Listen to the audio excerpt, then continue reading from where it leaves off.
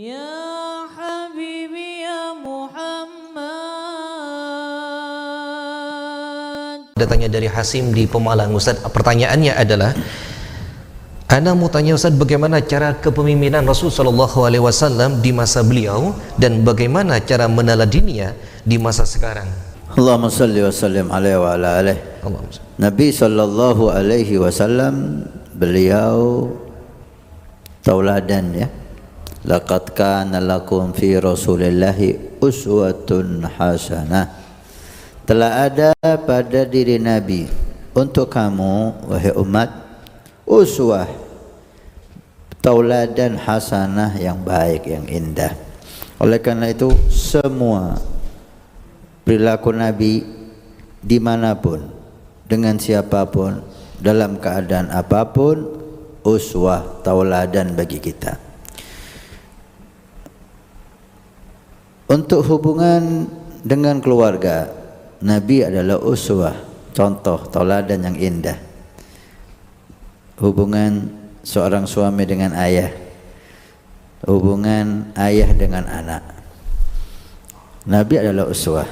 Siapa yang ikut Nabi pasti keluarganya menjadi berkah dan mulia.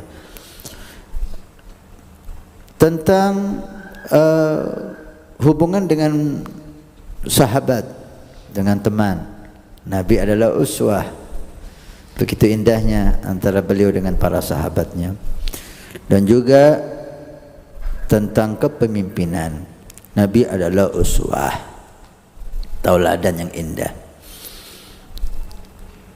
Tidak akan selesai waktu jika membahas tentang ketauladanan Nabi Sallallahu Alaihi Wasallam. Karena akan habis dan keindahan-keindahan Nabi tidak akan habis. Cukup pujian Sayyidatuna Aisyah kepada Nabi Sallallahu Alaihi Wasallam, pujian yang tidak ada batasnya. Ketika ditanya tentang akhlak Nabi, beliau Sayyidatuna Aisyah menjawab, kana khuluquhul Qur'an. Akhlak Nabi adalah Al-Qur'an. Al-Qur'an yang berjalan, itulah Nabi Sallallahu Alaihi Wasallam. Oleh karena itu, siapapun yang mentauladani Nabi pasti dia hebat. Jika seorang ayah mentauladani Nabi, dia akan jadi ayah yang hebat. Jika dia seorang suami mentauladani Nabi, menjadi suami yang hebat. Jika dia seorang yang punya sahabat, dia akan menjadi sahabat yang hebat. Jika dia orang kaya, Nabi pernah jadi orang kaya. Kalau mentauladani Nabi, dia orang kaya yang hebat. Jika orang miskin mentauladani Nabi, Nabi juga miskin, dia akan jadi orang miskin yang hebat. Demikian jika pemimpin mentauladani Nabi, dia akan jadi pemimpin yang hebat. Lihat Nabi Sallallahu Alaihi Wasallam, beliau orang yang pertama lapar dan terakhir kenyang. Lebih mengutamakan umatnya, lebih mengutamakan masyarakat yang ada di sana. Ketika ada ghanimah, harta yang melimpah, dibagikan oleh Nabi Sallallahu Alaihi Wasallam kepada para sahabat. Beliau kadang-kadang tidak terpikirkan. Bahkan putri beliau Fatimah Zahra tidak terpikirkan. Beliau orang yang terakhir. Itulah Nabi Sallallahu Alaihi Wasallam. Selalu berpikir tentang umat, selalu memikirkan kesejahteraan umat. Keadilan Nabi Sallallahu Alaihi Wasallam luar biasa, nggak ada duanya. Sampai beliau tunjukkan keadilannya.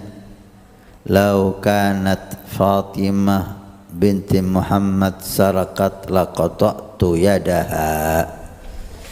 Jika Fatimah putri beliau Sallallahu Alaihi Wasallam mencuri, pasti aku potong tangan Fatimah. Hasya lillah, mustahil dan tidak mungkin perempuan suci yang mulia melakukan perbuatan yang hina itu. Tapi Nabi menunjukkan keadilannya. Walaupun anak putri kecintaannya sendiri, kalaupun bersalah dia akan tindak.